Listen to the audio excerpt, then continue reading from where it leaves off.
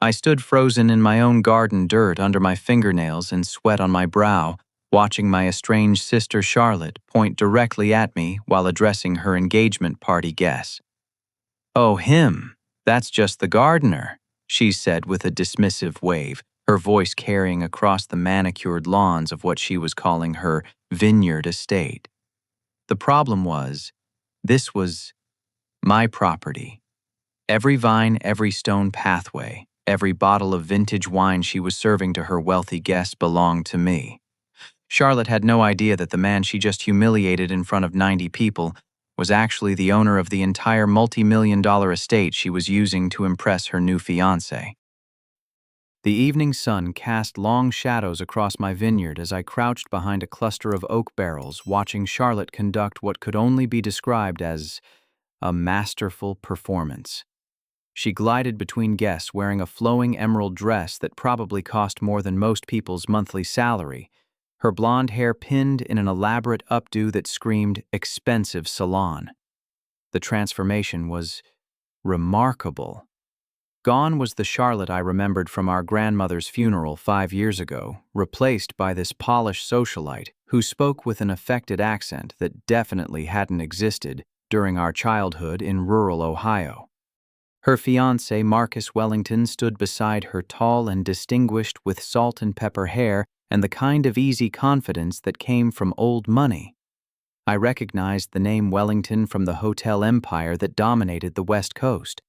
Marcus seemed genuinely smitten, his eyes following Charlotte's every movement with obvious adoration. His parents, however, presented a different picture entirely. Victoria Wellington, draped in pearls and skepticism, watched Charlotte with the sharp gaze of a woman accustomed to people trying to marry into her family's fortune. Theodore Wellington stood stiffly beside his wife, checking his expensive watch every few minutes, as if calculating whether this investment of his time would prove worthwhile. The party coordinator, a petite brunette named Jessica, who seemed to anticipate Charlotte's every need, directed servers with military precision. Uniformed staff moved between guests carrying silver trays laden with appetizers and glasses of what I recognized as my own wine collection. My stomach twisted as I watched them serve bottles I'd been saving for special occasions, wines I'd carefully selected and stored in my climate-controlled cellar. "Ladies and gentlemen," Charlotte's voice rang out across the gathering, "welcome to Wellington Vineyard." The name hit me like a physical blow. She'd already renamed my property after her fiancé's family. "This land has been in my family for 3 generations, passed down from my beloved grandmother who taught me everything about viticulture and wine production." The lies flowed as smoothly as the wine. Charlotte gestured toward the rows of carefully tended vines, explaining her supposed expertise in grape cultivation and her deep connection to the soil. Several guests nodded appreciatively, clearly impressed by her apparent knowledge and the obvious success of the vineyard operation. Marcus wrapped his arm around Charlotte's waist, beaming with pride. "Charlotte's been incredibly modest about her accomplishments," he told the assembled crowd. "When she first mentioned inheriting a small family vineyard, I had no idea we were talking about one of the premier wine estates in the valley." Victoria Wellington's expression remained skeptical, but even she seemed swayed by the grandeur of the setting. The estate did look magnificent in the golden hour light, with the main house's colonial architecture providing an elegant backdrop to the celebration. Everything Charlotte was claiming as her own represented 15 years of my blood, sweat, and careful investment. "Shall we tour the wine cellar?" Charlotte suggested, producing a set of keys from her purse. My keys. The ones I'd hidden in the garden shed where I kept my work tools. The betrayal cut deeper as I realized she'd been planning this for some time, systematically gaining access to different areas of my property. I followed at a distance as Charlotte led the group toward the underground cellar I'd spent years perfecting. The temperature-controlled environment housed my most precious collection bottles worth tens of thousands of dollars that I'd acquired through careful auction bidding and strategic purchases from other collectors. Charlotte keyed in the security code, my security code, and the heavy door swung open with a satisfying whoosh of cool air. The guests murmured appreciatively as they descended into the limestone cave, lined with hundreds of bottles. Soft lighting illuminated the carefully organized sections, each bottle positioned for optimal aging conditions. This 1997 Bordeaux collection, Charlotte explained, running her manicured fingers along bottles that represented my retirement fund, has been aging for over 2 decades. Each bottle is worth approximately $3,000, and we have 12 remaining in the series. Theodore Wellington whistled softly under his breath. Even he seemed impressed by the scope and value of the collection. Victoria examined the labels with obvious knowledge, nodding approvingly at the selections. "I think we should open one for the toast," Charlotte announced, selecting a bottle I'd been saving for my own future wedding. "After all, what's the point of having beautiful wine if you don't share it with the people you love?" Jessica appeared with proper glasses and a professional corkscrew, clearly prepared for this moment. The wine opened with a satisfying pop, and Charlotte poured generous portions for the Wellington family and select guests. I watched in horror as they sipped wine that represented months of my salary, praising its complexity and expressing amazement at Charlotte's generosity. But the real shock came when Charlotte began discussing future plans. "Marcus and I have been talking about expanding the operation," she said, her voice carrying the authority of someone who actually owned the property. "We're considering adding a luxury resort component, perhaps some wedding venues. The land could easily support additional development." Marcus nodded enthusiastically. "We've already contacted some architects about preliminary designs. The location is perfect for attracting high-end clientele from San Francisco and Los Angeles." My hands clenched into fists as I listened to them casually discussing the destruction of everything I'd built. This wasn't just about Charlotte borrowing my property for one evening. She was planning to fundamentally alter and commercialize the vineyard I'd spent years perfecting as a working agricultural operation. The soil studies look promising for subdivision. Charlotte continued, pulling out what appeared to be professional surveying documents. "We could probably create 20 premium lots while maintaining the core vineyard operations." The conversation continued around plans that would completely transform my property, with Charlotte speaking as if she had every right to make these decisions. The Wellington parents grew increasingly excited about the investment possibilities, discussing financial projections and development timelines as if everything were already settled. As the group prepared to return to the surface, Charlotte made one final announcement that stopped my heart. "I've already been in touch with some developers. We should be able to break ground on the first phase by next spring." The betrayal was complete. Charlotte wasn't just pretending to own my property for one evening's entertainment. She was actively planning to sell and develop it, treating my life's work as her personal piggy bank. The woman I'd grown up with, who'd shared Christmas mornings and summer adventures, was systematically destroying everything our grandmother had entrusted to me. I retreated deeper into the shadows as the group emerged from the cellar, my mind racing with plans for how to expose Charlotte's deception before she could cause irreparable damage. But first I needed to understand exactly how she'd gained access to my property and what legal documents she might possess to support her claims. The main house stood like a monument to my naivety, its windows glowing warmly as Charlotte's guests enjoyed cocktails in what she was calling her family room. I approached through the kitchen entrance using my own spare key while staying low beneath the sightlines of the catering staff. The familiar creaking of floorboards under my feet felt surreal as I moved through my own home like an intruder. Charlotte's purse sat unattended on the kitchen counter, temporarily abandoned while she entertained guests on the back terrace. My hands trembled slightly as I opened the clasp, knowing I was crossing a line, but desperate to understand the scope of her deception. Inside, beneath layers of expensive cosmetics and credit cards, I found a manila folder containing documents that made my blood run cold. The papers appeared to be legal documents transferring ownership of the vineyard from our grandmother's estate to Charlotte.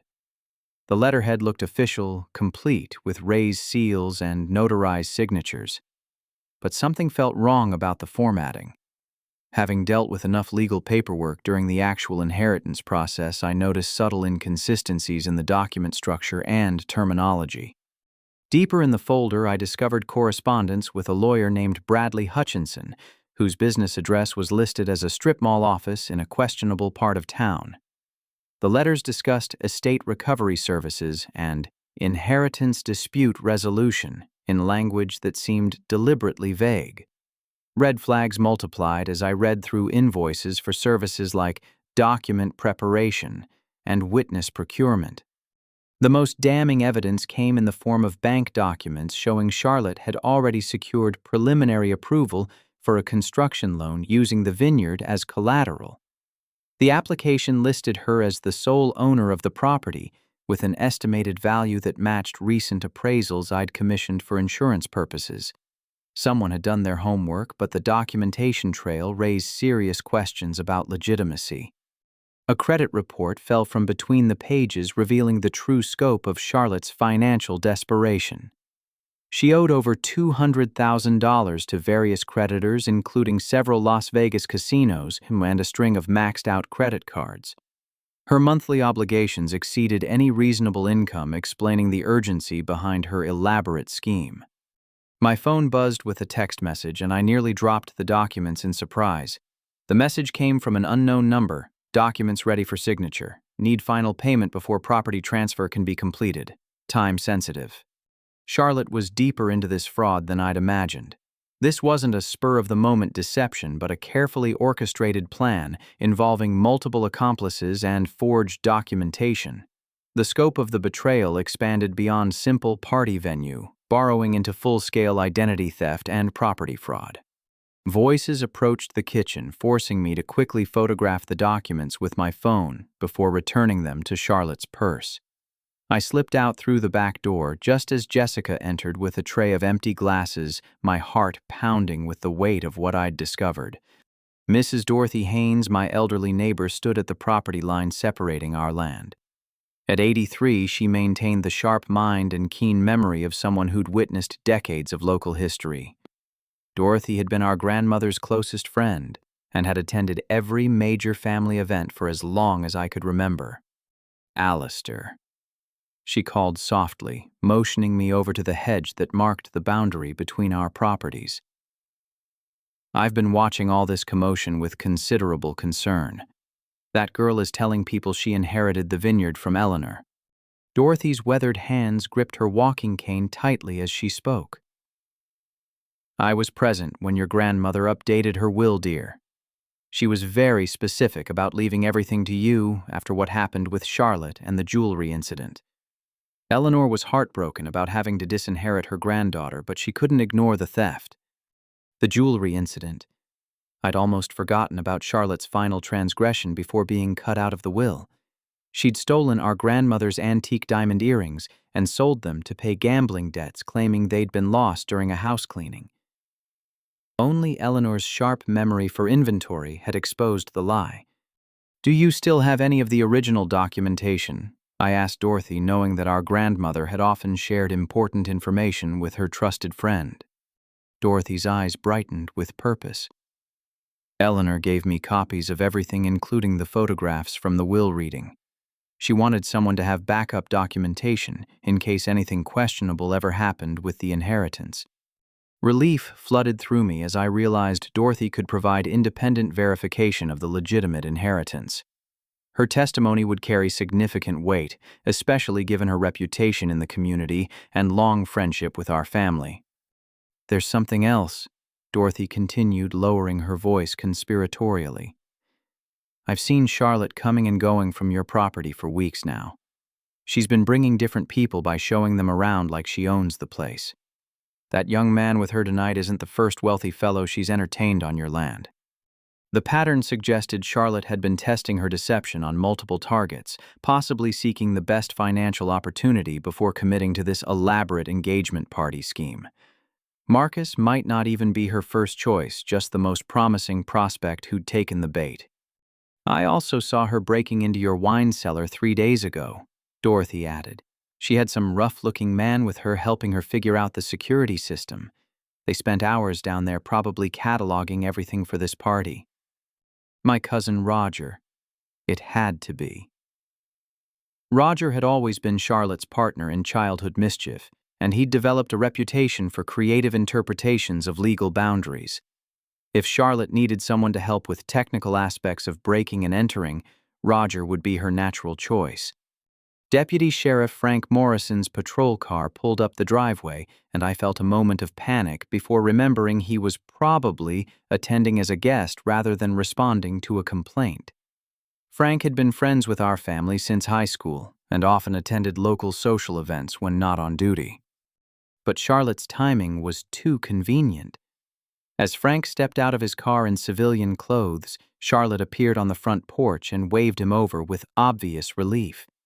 Their conversation was brief but animated, with Charlotte gesturing in my direction and Frank nodding seriously. "Alistair," Dorothy whispered urgently, "you need to get proper legal help before this goes any further. That girl is planning something more than just a party. I've seen enough scheming in my 83 years to recognize a con when it's happening in my own neighborhood." Frank began walking in our direction, his expression serious despite the casual clothes. Charlotte followed a few steps behind, pointing at me with theatrical concern. Even from a distance, I could see her lips moving rapidly, no doubt spinning some story about my presence on what she was claiming as her property. The manipulation was reaching a new level. Charlotte wasn't content to simply steal my property and humiliate me in front of her guests. She was now trying to have me arrested for trespassing on my own land, using a family friend as an unwitting accomplice in her deception. "Frank," I called out, trying to keep my voice calm as he approached. "I'm glad you're here. We need to have a serious conversation about what's really happening tonight." But Charlotte's voice carried across the evening air, filled with perfectly orchestrated distress. "Officer Morrison, thank goodness you're here. This man has been stalking me for months. I have a restraining order, and he's violated it by showing up at my engagement party."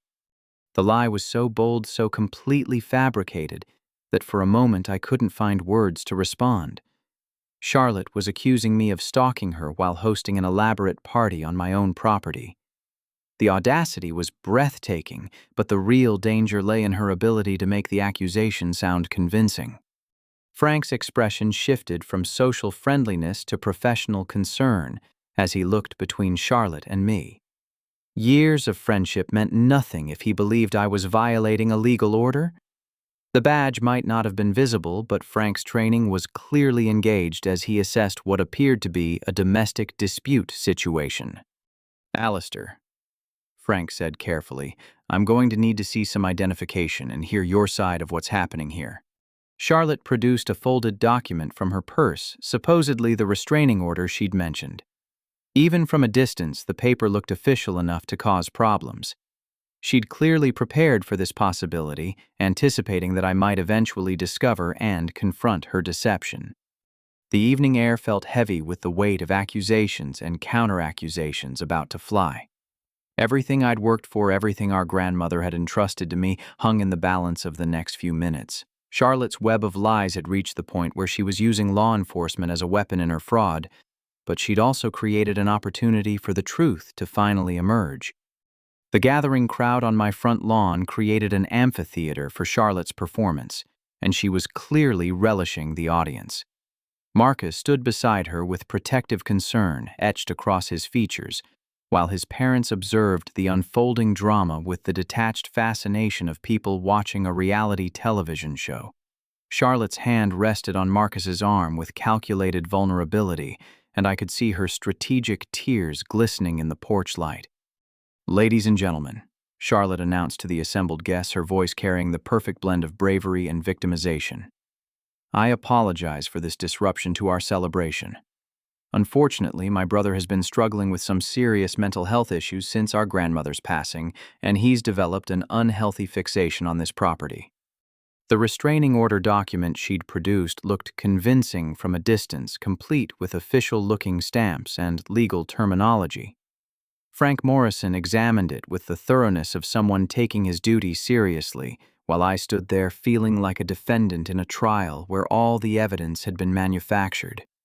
"This is absolutely ridiculous," I said, trying to keep my voice level despite the rage building inside me. "Frank, you know me. You know my family. This woman is committing fraud on a massive scale. Charlotte's response was immediate and devastating. "See how aggressive he becomes when confronted," she said to Frank, stepping closer to Marcus as if seeking protection. "The restraining order specifically prohibits him from coming within 500 feet of me or my property. He's been sending threatening letters and vandalizing my equipment." She produced her phone, swiping through what appeared to be photographs of damaged vineyard equipment and threatening notes. The images looked authentic, showing slashed irrigation hoses and overturned machinery, with scrawled messages about revenge and family betrayal. Marcus's protective instincts were clearly engaged as he moved between Charlotte and me. "Sir, I don't know what your grievances are with my fiancé, but this is neither the time nor the place for this kind of behavior. We're trying to celebrate our engagement with family and friends." The Wellington parents exchanged meaningful glances, clearly concerned about their son's association with what appeared to be a family prone to mental instability and legal troubles. Victoria Wellington whispered something to her husband, while keeping her eyes fixed on the developing confrontation. "Charlotte," I said, forcing myself to speak directly to her despite the audience, "these people deserve to know the truth.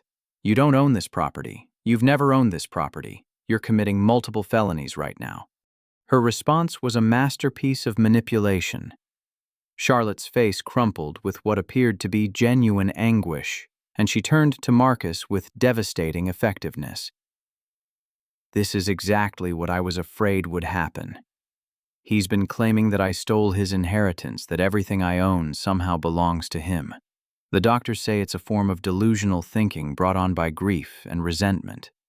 Medical documents appeared from her seemingly bottomless purse, psychiatric evaluations, and treatment recommendations that painted a picture of someone struggling with reality-based thinking. The forgeries were sophisticated enough to fool a casual examination complete with professional letterhead and clinical terminology.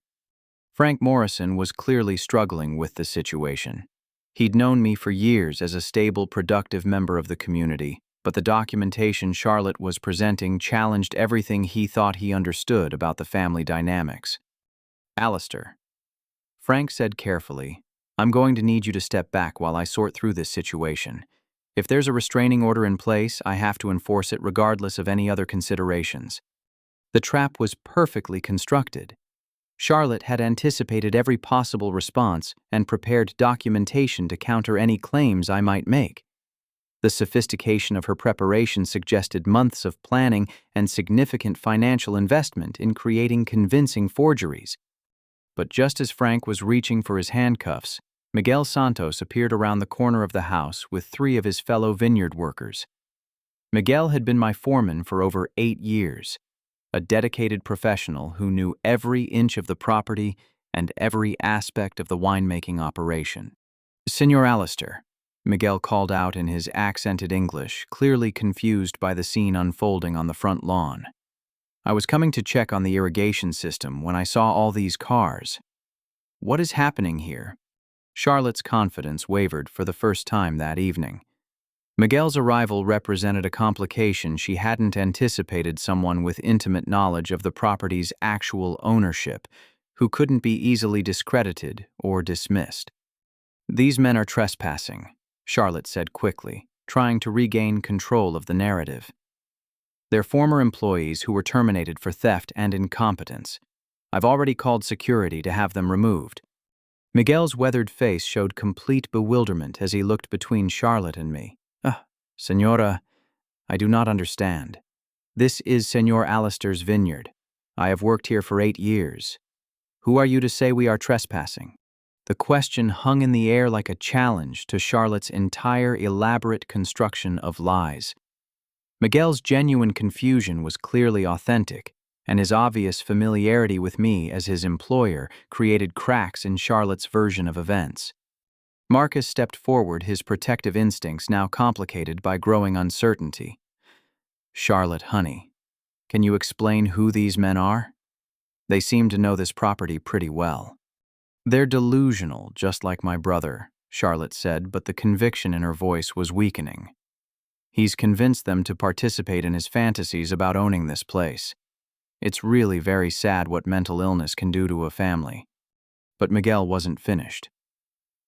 Senor Alistair, he said, addressing me directly, did you authorize this party? I did not see any notification about special events, and the wine cellar security system sent alerts to my phone this morning.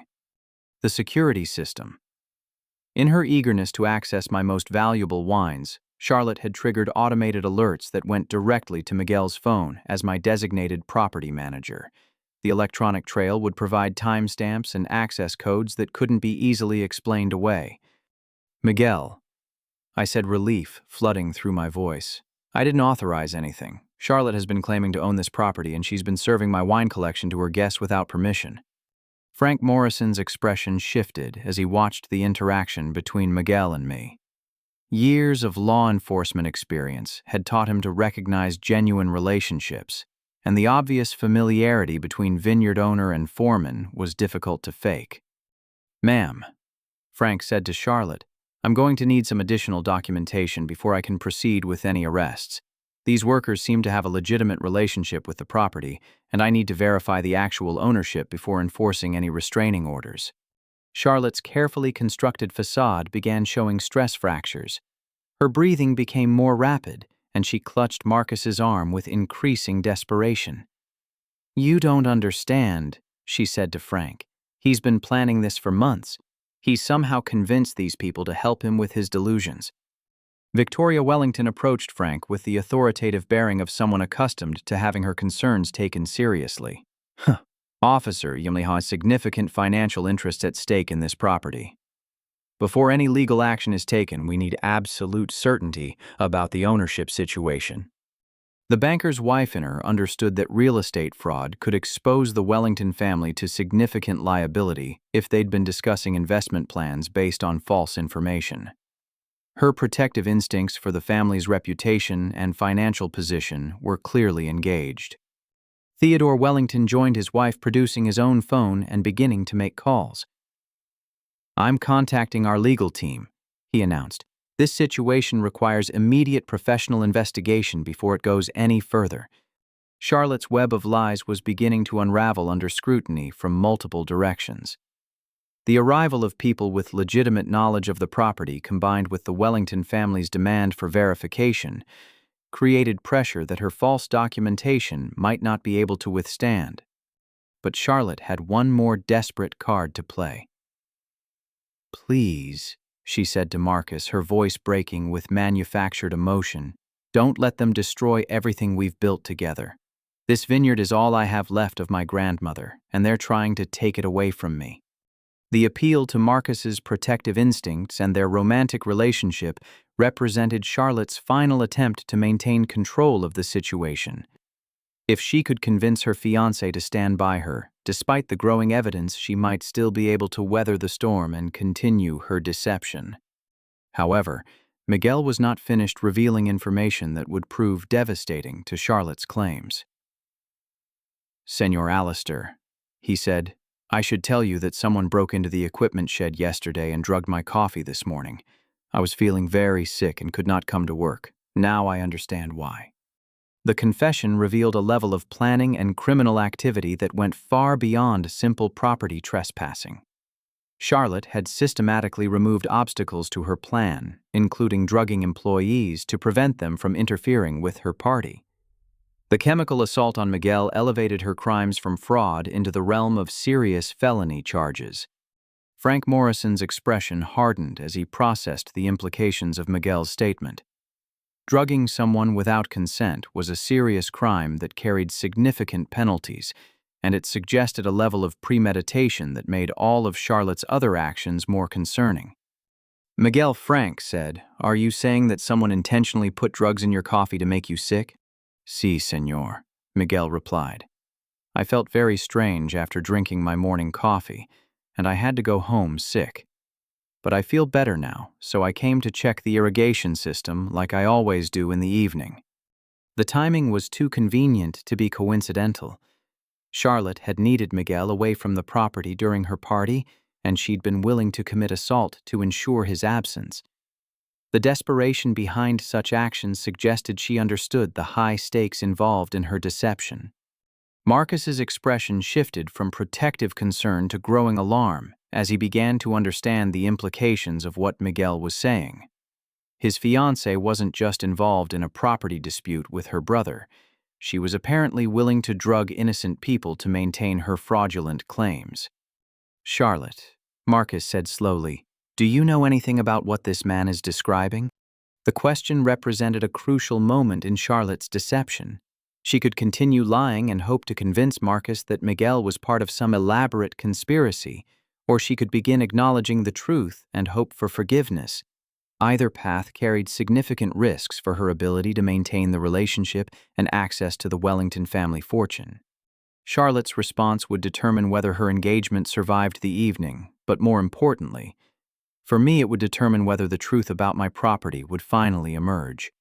The weight of multiple witness testimonies was beginning to create an overwhelming case against her claims, and even her sophisticated forgeries might not be able to withstand comprehensive scrutiny. Miguel's quiet dignity commanded attention as he pulled out his cell phone and showed Frank the security alerts from my wine cellar system. The digital timestamps proved that someone had accessed the restricted area multiple times over the past 3 days, always during hours when Miguel would normally be working elsewhere on the property. "These alerts come directly to my phone because Senor Alistair trusts me to protect his wine collection," Miguel explained to the growing circle of onlookers. "The most valuable bottles are kept in the cellar, and only Senor Alistair and I have the access codes."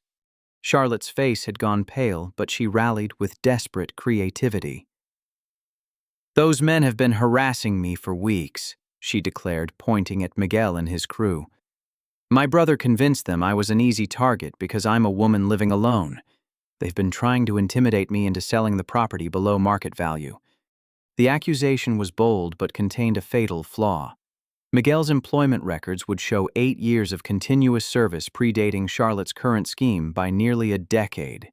His dedication to the vineyard was visible in every carefully tended vine and properly maintained piece of equipment.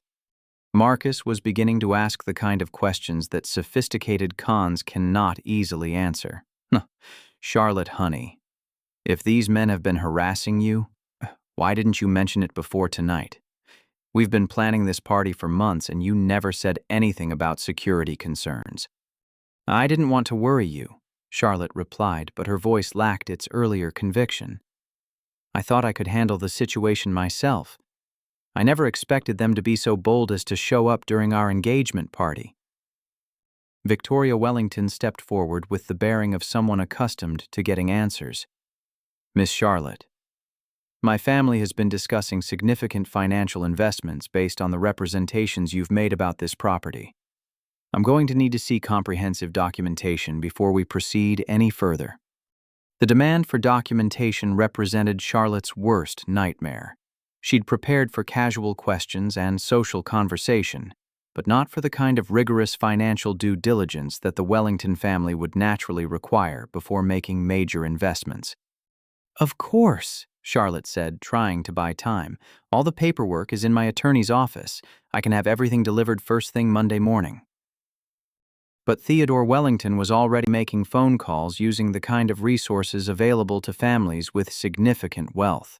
"I'm having our legal team run a preliminary title search right now," he announced. "This should only take a few minutes to resolve." Frank Morrison's radio crackled with a call, and he stepped away to respond. When he returned, his expression was serious. "I've got backup coming to help sort this out," he told the assembled group. "We're also going to need to test Miguel for any drugs that might have been put in his coffee. If someone was poisoned, that's a serious felony." The mention of backup officers and drug testing sent visible panic across Charlotte's features. The scope of her crimes was expanding beyond fraud into assault and battery crimes that carried significant prison sentences and couldn't be easily dismissed as family disputes. Dorothy Haynes appeared at the edge of the crowd, moving slowly but purposefully, with a manila folder clutched in her weathered hands. At 83, she commanded respect simply through her presence and obvious determination to be heard. "I believe I have something that might clarify this situation," Dorothy announced, her voice carrying clearly despite her advanced age. I have the original documentation from Eleanor Hartwell's will reading, including photographs and witness statements. Charlotte's eyes widened with genuine terror as she recognized the threat Dorothy represented. Our grandmother's best friend possessed independent verification of the legitimate inheritance documentation that couldn't be explained away or discredited through character assassination. "Mrs. Haynes," Charlotte said, trying to maintain some semblance of control, "you're clearly confused about the legal situation. My grandmother left very specific instructions about the inheritance, and I can show you the proper documentation." Dorothy's response was devastating in its simplicity. "Child, I was present when your grandmother specifically disinherited you after the jewelry theft." Eleanor was heartbroken, but she was very clear that Alistair was to receive everything. The revelation about jewelry theft hit Marcus like a physical blow. His family's wealth came from generations of legitimate business building, and criminal behavior was completely outside his experience and tolerance. The idea that his fiancée had stolen from her own grandmother challenged everything he thought he knew about her character. "Jewelry theft?" Marcus asked, his voice barely above a whisper. Charlotte's response was immediate and desperate. "That's a complete lie.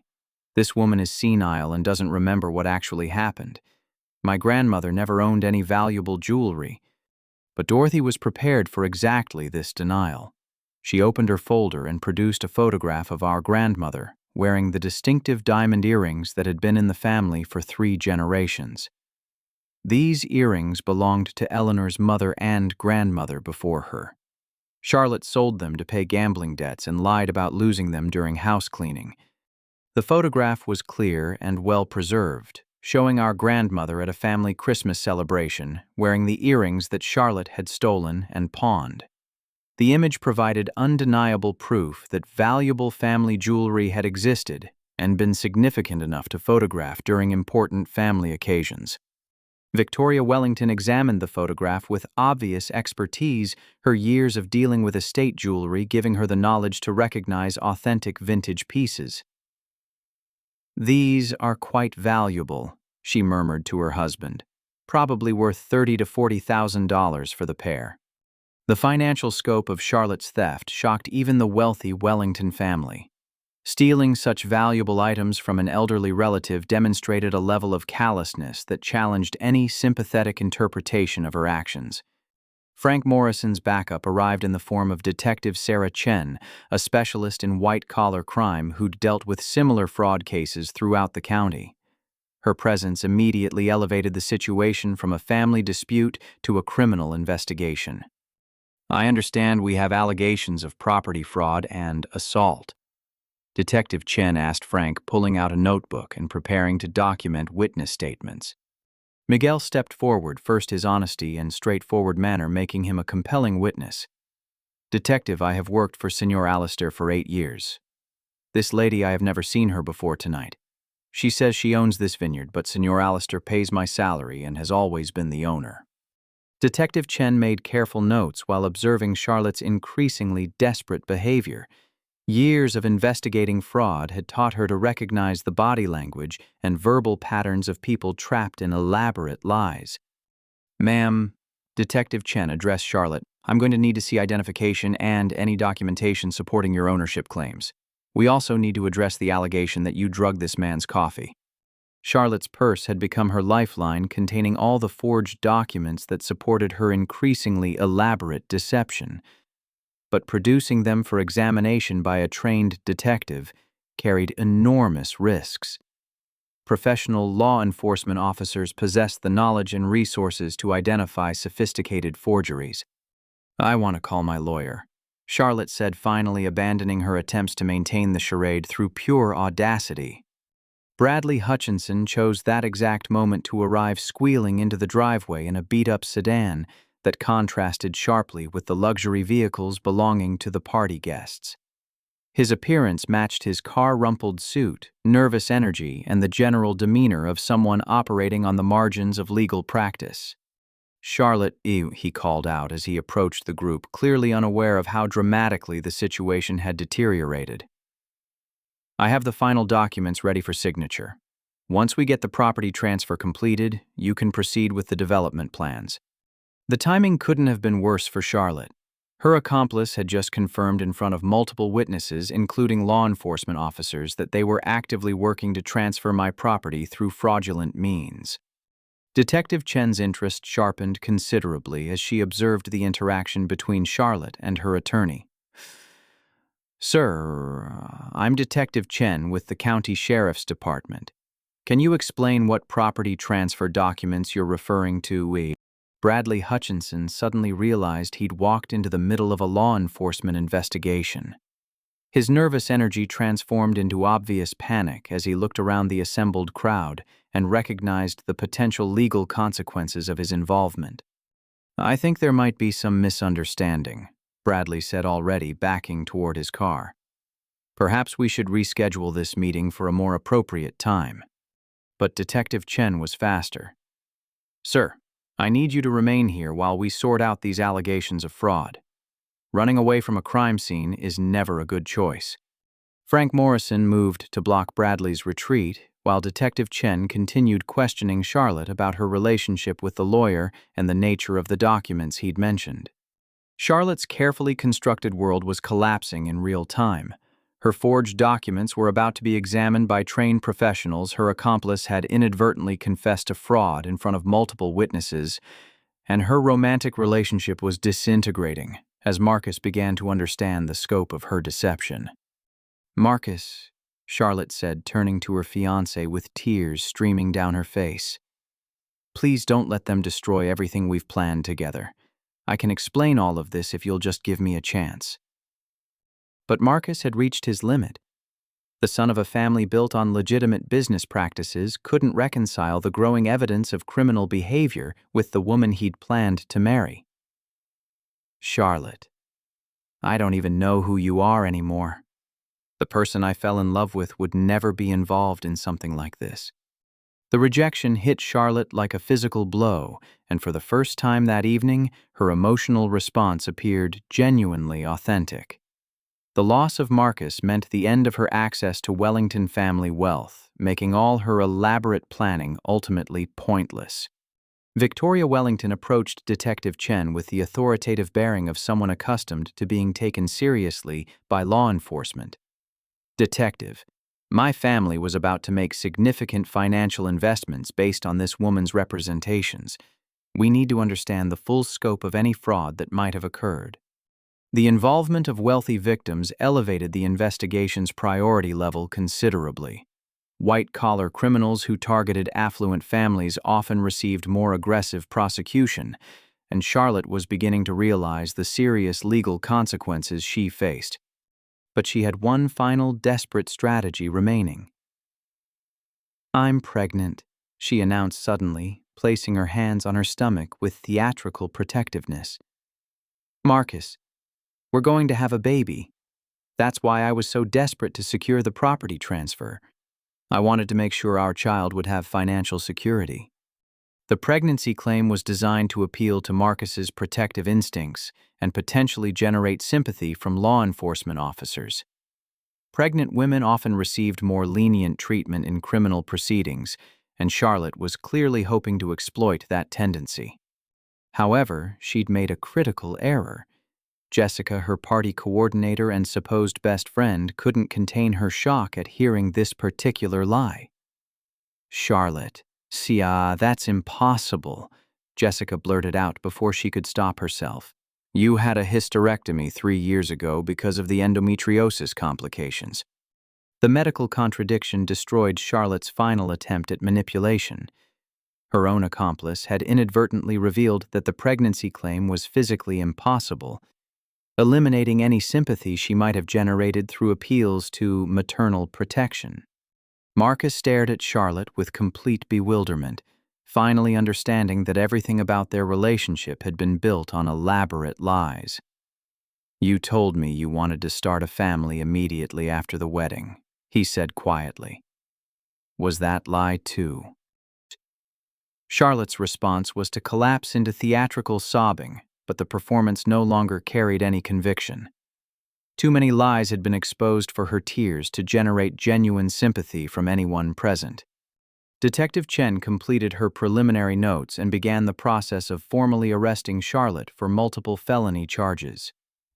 The evidence was overwhelming. The witness testimony was consistent, and Charlotte's own accomplice had provided confirmation of the fraudulent property transfer scheme. Charlotte's composure finally shattered completely as she realized the pregnancy lie had been her last card to play. The theatrical sobbing transformed into something more dangerous, a cornered desperation that made Detective Chen step closer with obvious concern for everyone's safety. "You're all conspiring against me," Charlotte screamed, her voice carrying across the vineyard with raw emotion. "This is my property, my inheritance, my life. I won't let you steal everything I've worked for." The irony of her accusations wasn't lost on anyone present, but Charlotte seemed genuinely convinced that she was the victim of some elaborate conspiracy. Her grip on reality appeared to be slipping as the weight of exposure crushed her carefully constructed alternate version of events.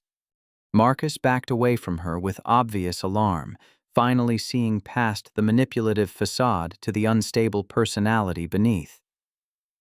"Charlotte, please calm down. We can work through this if you'll just tell the truth about what's really happening." "The truth?" Charlotte laughed with bitter hysteria. "The truth is that Alistair has been stalking me for months, poisoning everyone against me, trying to steal my grandmother's legacy. He's sick obsessed with destroying everything I care about." Bradley Hutchinson made another attempt to retreat to his car, but Frank Morrison's firm grip on his arm prevented any escape. "Sir, you're not going anywhere until we sort out your role in this situation," Frank said with the authority of someone who'd dealt with fleeing suspects before. "I was just providing legal services," Bradley protested weakly. Document preparation is completely legitimate. I had no way of knowing there were any irregularities with the inheritance." Detective Chen's experience with white-collar crime made her skeptical of such claims. "Sir, we're going to need to examine all the documents you prepared and verify the source of your information. Claiming ignorance won't protect you if you knowingly participated in fraud." The circle of onlookers continued to grow as more party guests became aware of the developing drama. Charlotte's wealthy social connections were witnessing her complete meltdown, ensuring that news of the fraud would spread quickly through the affluent community she'd been trying to infiltrate. Dorothy Haynes approached Detective Chen with her folder of authentic documentation, moving slowly but purposefully, despite the chaos surrounding her. "Detective, I have original photographs from the will-reading witness statements and correspondence from Eleanor Hartwell's attorney. Everything you need to verify the legitimate inheritance. The authentic documents provided by Dorothy would serve as irrefutable proof of my ownership, making Charlotte's forged papers even more obviously fraudulent by comparison. The contrast between genuine legal documentation and sophisticated forgeries would demonstrate the premeditated nature of Charlotte's crimes." Victoria Wellington pulled Marcus aside for a private conversation, her protective maternal instincts clearly engaged. "Son, we need to discuss the implications of this situation for our family's reputation. Your association with this woman could cause significant damage if not handled properly."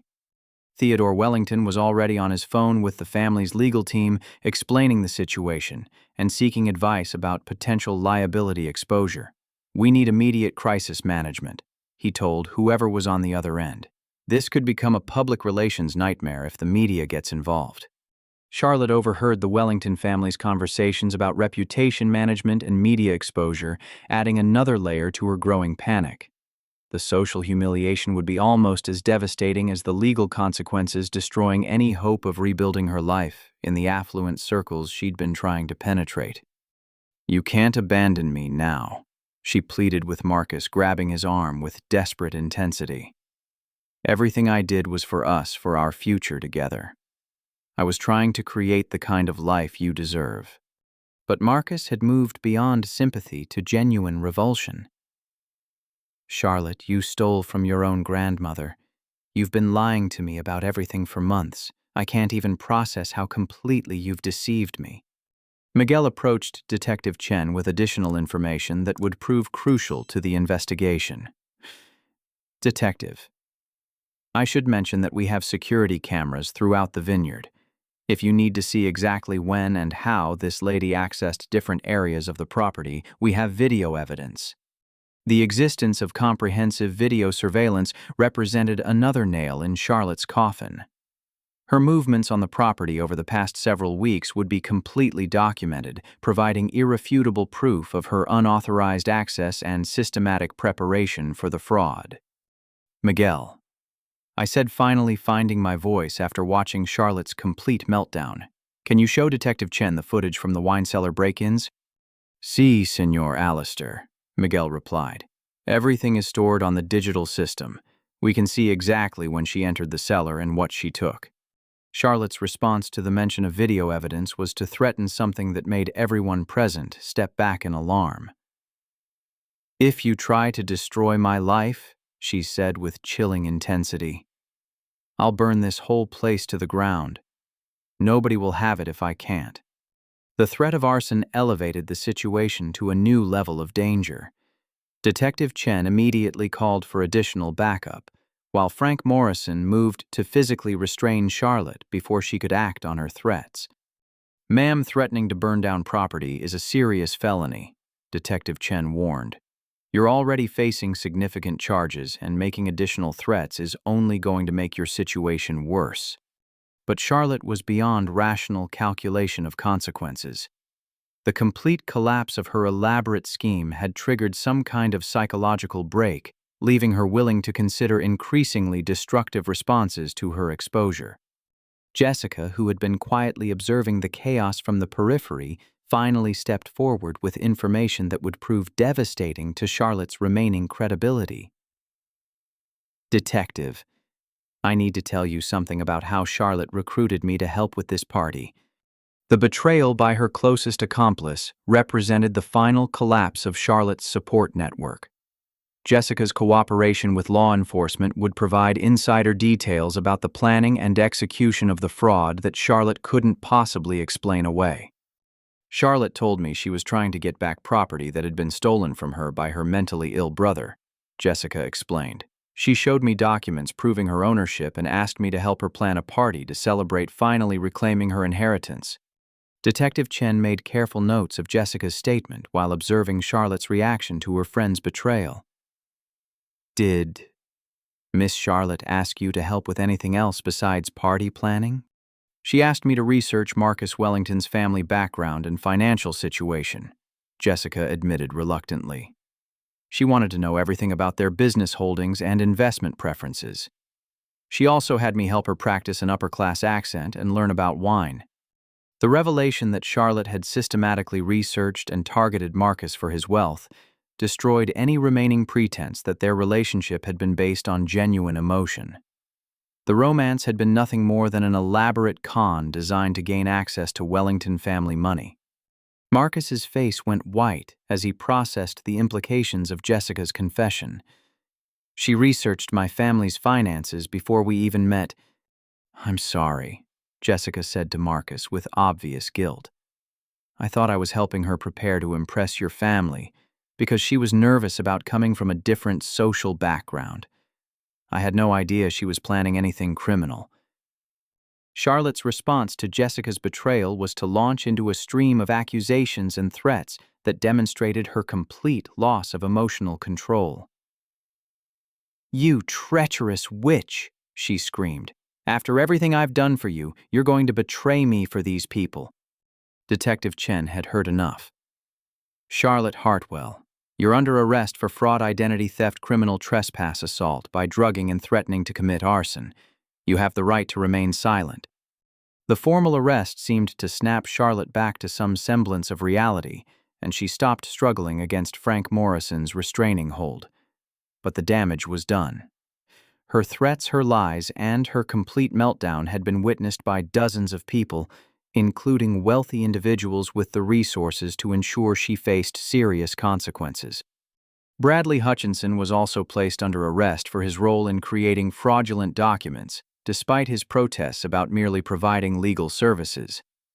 Detective Chen's experience with document fraud made her skeptical of claims about innocent involvement in such sophisticated forgeries. As Charlotte was led away in handcuffs, she made one final attempt to manipulate the situation. "Marcus," she called out desperately, "please don't let them destroy everything we had together. I love you. Everything I did was because I love you." But Marcus had moved far beyond the reach of her emotional manipulation. The revelation that their entire relationship had been based on systematic deception and financial targeting had destroyed any feelings he might have retained for the woman he'd planned to marry. The party guests dispersed quickly once the arrests were made, eager to distance themselves from the scandal and avoid any media attention that might develop. The Wellington family's reputation management concerns were well-founded, as several guests were already making phone calls that would spread news of the evening's events throughout their social circles. As the police cars pulled away with Charlotte and Bradley in custody, I stood in my own driveway feeling exhausted, but finally vindicated. The truth had emerged, but the cost in family relationships and emotional trauma would take much longer to process and heal. The first rays of dawn painted the vineyard in soft golden light, revealing the aftermath of what would become known locally as the night Charlotte Hartwell's elaborate world collapsed. Detective Chen had worked through the early morning hours, documenting evidence and taking statements, building what she described as one of the most comprehensive fraud cases she'd ever investigated. Miguel and his crew had spent the night helping to catalog the contents of my wine cellar, creating an inventory of what Charlotte had consumed during her party. The financial damage was staggering. Over $40,000 worth of rare vintages had been opened and served to guests who had no idea they were drinking wine that represented my retirement investments. Marcus Wellington sat on my front porch as the sun rose, looking like a man who'd aged 10 years in a single evening. His parents had departed hours earlier with their legal team, eager to begin damage control and distance the family from the scandal, but Marcus had asked to stay behind. "I keep trying to understand how I could have been so completely fooled," he said quietly, staring out across the rows of carefully tended vines. Everything about our relationship was a lie. She researched my family, studied my preferences, even learned to fake an accent that would appeal to me. The depth of Charlotte's deception was genuinely impressive in its thoroughness, if terrifying in its implications. She'd created an entirely false identity designed specifically to attract and manipulate Marcus, demonstrating a level of calculation that bordered on sociopathic. "The worst part," Marcus continued, "is that I was starting to plan our entire future together. I was going to propose expanding the vineyard operation, investing in new equipment, maybe even moving here permanently. She had me completely convinced that this was her family legacy." Detective Chen emerged from the house carrying boxes of evidence, including Charlotte's forged documents and Bradley Hutchinson's briefcase full of fraudulent paperwork. The legal case was building into something that would likely result in significant federal charges given the scope of the financial fraud and interstate nature of some of the crimes. "Mr. Hartwell," Detective Chen said to me, "we've completed our initial evidence collection. The video surveillance footage clearly shows Ms. Charlotte accessing your wine cellar on multiple occasions over the past 3 weeks, and the timestamps match up perfectly with the security alerts on Miguel's phone. The digital evidence would be crucial in proving premeditation and systematic planning.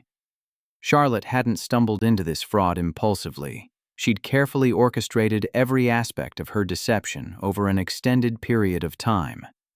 We also found additional forged documents in her possession," Detective Chen continued, "including fake medical records, fabricated employment history, and what appears to be an entirely fictitious family genealogy designed to support her claims about the vineyard inheritance." The scope of Charlotte's document forgery suggested she'd invested significant time and money in creating her false identity. Professional quality forgeries required access to specialized equipment and expertise, indicating she'd been planning this type of fraud for much longer than the current incident.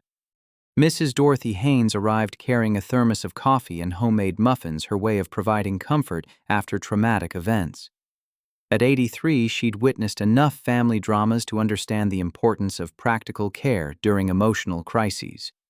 "Alistair, dear," she said, settling into a porch chair with careful movements.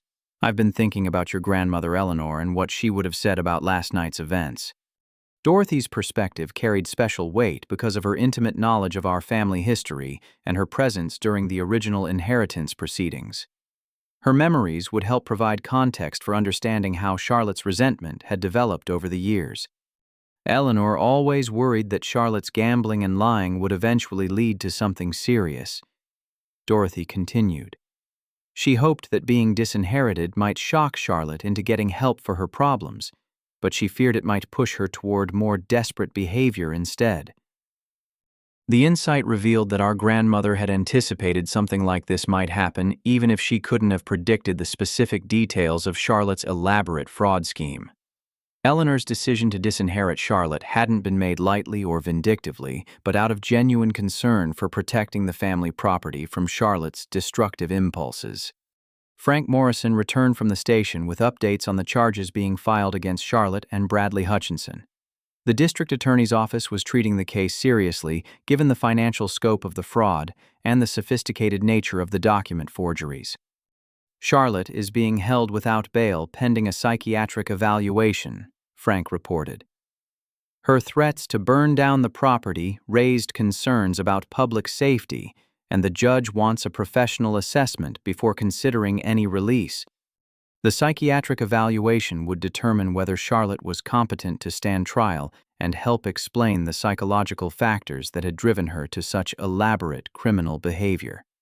Her complete emotional breakdown during the arrest suggested underlying mental health issues that might have contributed to her willingness to commit serious felonies. Bradley Hutchinson is singing like a canary, Frank added with grim satisfaction. He's providing details about other clients who might have used similar document forgery services. This could break open a much larger fraud operation. The revelation that Charlotte's fraud was part of a broader criminal network elevated the case to federal jurisdiction. Document forgery operations often involved multiple victims and crossed state lines, making them priority cases for federal prosecutors.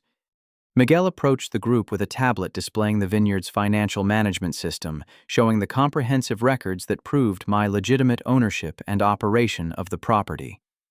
Years of detailed documentation would make it impossible for Charlotte to claim any legitimate connection to the vineyard's management. Senor Alastair. Miguel said, "I have prepared a complete report of all the systems and procedures that Ms. Charlotte would have needed to understand if she truly owned this vineyard.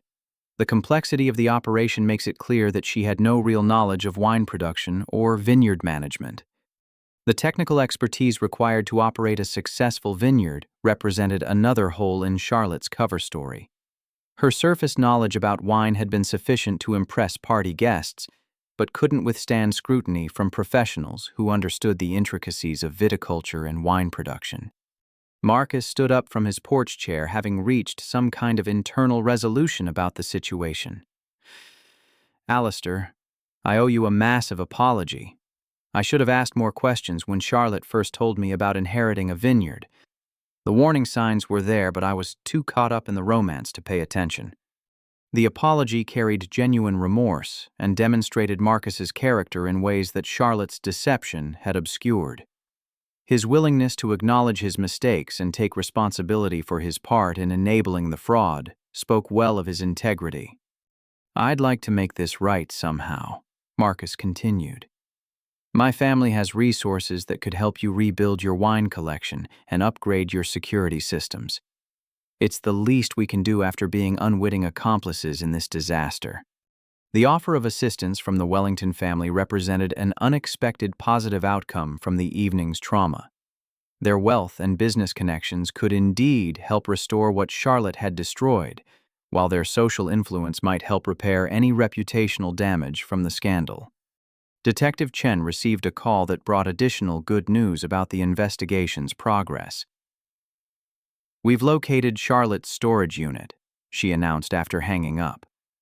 "It contains additional forged document surveillance equipment she used to study your property and what appears to be detailed files on several other potential victims."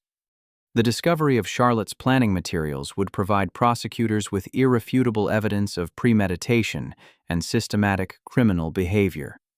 Her targeting of multiple wealthy individuals demonstrated a pattern of predatory behavior that would result in enhanced sentencing under federal fraud statutes. "There's something else," Detective Chen continued with obvious satisfaction.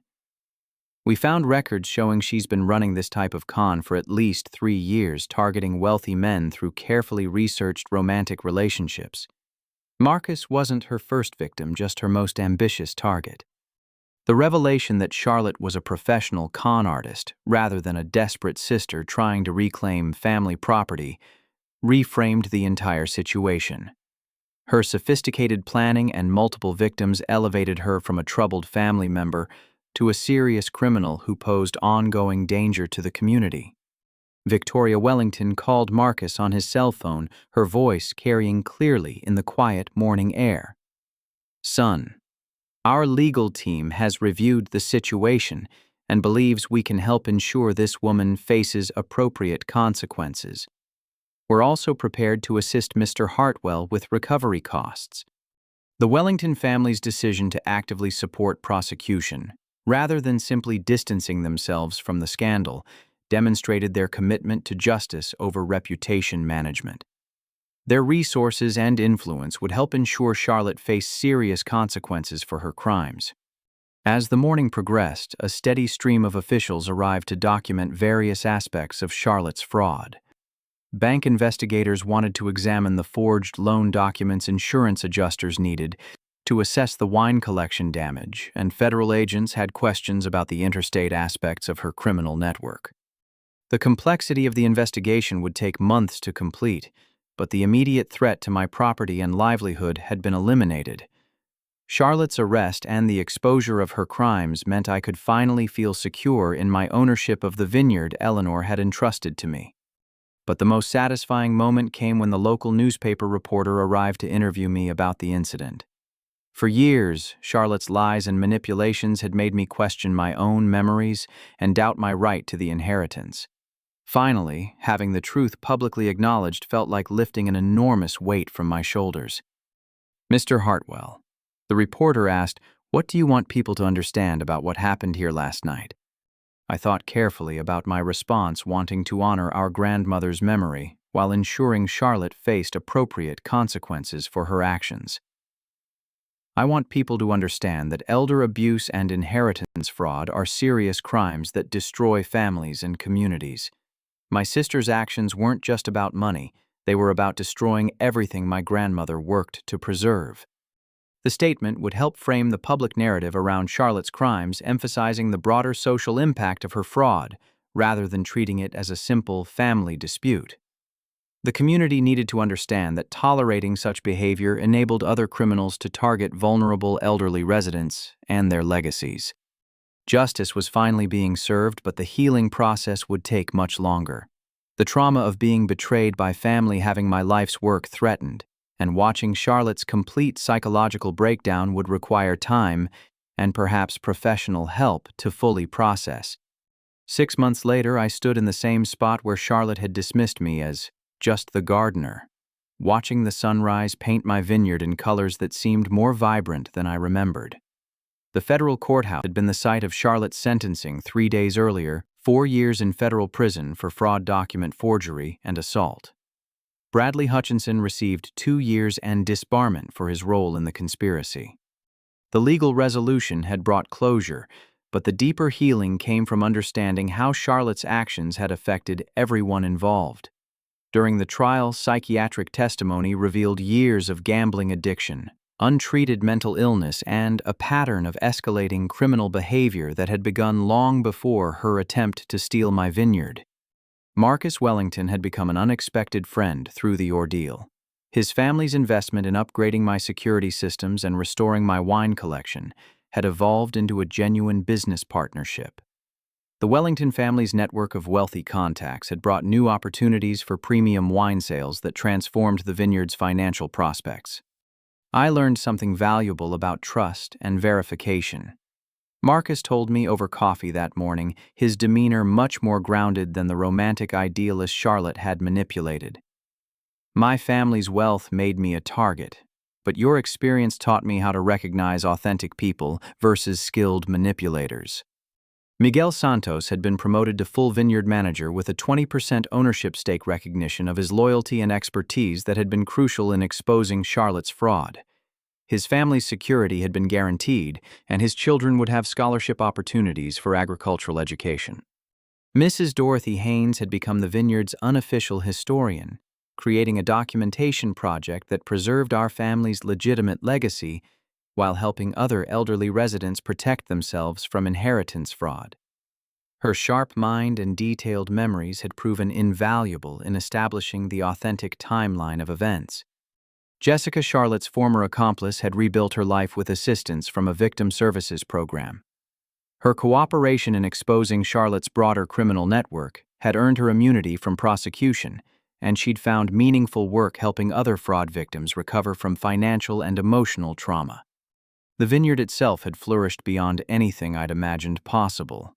The international attention from Charlotte's fraud case had paradoxically enhanced our reputation, as wine collectors appreciated our commitment to authenticity and family tradition. Orders from premium restaurants and private collectors had doubled our revenue within 6 months. But the most important change was internal. I'd learned to distinguish between healthy caution and paranoid suspicion, developing systems for verifying trust without becoming cynical about human nature. The experience had taught me that protecting what matters requires vigilance, but also that isolation based on fear ultimately destroys what you're trying to preserve. The scholarship fund established in our grandmother's memory had already helped 12 young people pursue careers in sustainable agriculture and wine production. Eleanor's legacy was growing beyond the physical vineyard to include educational opportunities that would benefit future generations. Charlotte's empty storage unit had been converted into a community resource center, where elderly residents could get free legal advice about estate planning and fraud prevention. The program had already helped 6 families identify and prevent attempted inheritance fraud by relatives and caregivers. Federal prosecutors had used Charlotte's case as the foundation for breaking up a multi-state document forgery ring that had victimized hundreds of elderly Americans. Her cooperation in exchange for a reduced sentence had led to dozens of additional arrests and the recovery of millions in stolen assets. The psychological counseling I'd pursued after the trial had helped me understand how family loyalty and guilt had made me vulnerable to Charlotte's manipulation over the years. Learning to set appropriate boundaries with destructive people had been painful but necessary for my emotional health. Marcus had found love again, this time with a woman whose honesty and authenticity were beyond question. His new relationship was built on mutual respect and genuine compatibility rather than calculated manipulation, giving him confidence in his ability to recognize authentic connection. The vineyard workers had received bonuses and improved benefits recognition of their crucial role in maintaining the operation's integrity. Their loyalty during Charlotte's fraud attempt had demonstrated the importance of treating employees as partners rather than simply hired labor. Frank Morrison had been promoted to detective, partly based on his professional handling of Charlotte's arrest and investigation. His knowledge of local families and community dynamics had proven valuable in resolving several other fraud cases that emerged in the investigation's aftermath. Detective Sarah Chen had received commendation for her work on the case, which had become a model for investigating sophisticated family inheritance fraud. Her expertise was now sought by law enforcement agencies across the country dealing with similar crimes. The morning's reflection was interrupted by the arrival of a tour group from a wine appreciation society, people genuinely interested in learning about viticulture and family winemaking traditions. Their authentic curiosity and respectful enthusiasm reminded me why I'd fallen in love with this work in the first place.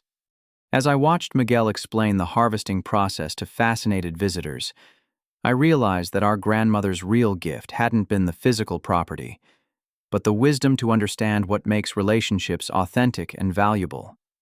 Eleanor had chosen to entrust the vineyard to someone who would preserve its integrity rather than exploit it for immediate gain. The experience had taught me that true family isn't defined by blood relationships, but by mutual loyalty, honesty, and shared values. Miguel Dorothy Marcus and the entire Vineyard community had become more meaningful family than Charlotte had ever been, precisely because our bonds were based on choice and character, rather than obligation and manipulation. Forgiveness had come gradually, not as an excuse for Charlotte's behavior, but as recognition that her mental illness and addiction had driven her to destroy herself, along with everything she touched. Understanding her pathology didn't excuse her crimes, but it helped me release the anger that had been poisoning my own peace of mind. The Vineyard's success had attracted interest from agricultural universities wanting to study our sustainable practices and family business model. The attention had created new opportunities for education and research that honored our grandmother's commitment to innovation and excellence. Looking across the rows of healthy vines, I understood that the greatest victory wasn't legal or financial, but personal. I'd learned to protect what matters without becoming hardened, to trust wisely without becoming naive, and to build authentic relationships based on mutual respect and shared values.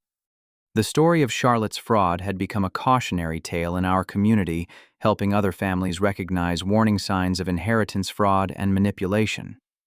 But it had also become a story of resilience, justice, and the power of truth to ultimately prevail over even sophisticated deception.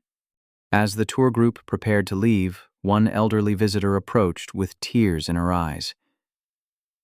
"Thank you for sharing your story," she said quietly.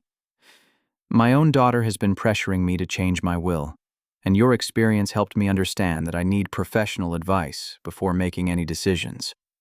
These moments reminded me that sharing our experience served a purpose beyond personal healing. The visibility of Charlotte's case had empowered other elderly residents to seek help when feeling pressured by family members, potentially preventing additional inheritance fraud throughout the region. The Vineyard would continue to grow and evolve, but its foundation remained the same values our grandmother had embodied: hard work, integrity, and commitment to quality over quick profit.